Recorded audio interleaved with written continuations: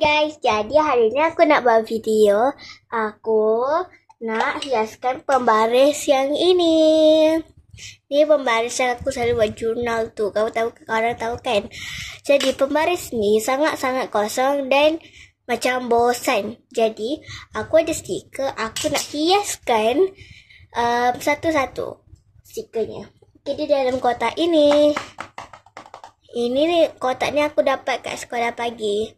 Nampak kan gambar dia comel? Okay, ini stiker-stiker dia. Okay, jom kita ambil satu-satu. Ya, sekarang saya nak ambil gambar strawberry. Strawberry. Ni nampak kan? Okay, jom kita ambil dan letak. Okay, tu. Jom. Saya nak letak macam sengit sikit. Okay. Lepas dah letak strawberry, saya nak letak saya dah letak soken lah. Letak soken berwarna biru. Okay, kita ambil dulu stikernya. Susah lah guys. Sekejap. Okay, ni dia.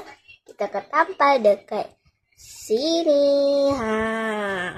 Maaf guys, saya tak nak buat video lama-lama. Jadi saya buat macam ni je. Pasal ya, tengok korang dah hias. Okay, 1, 2, 3.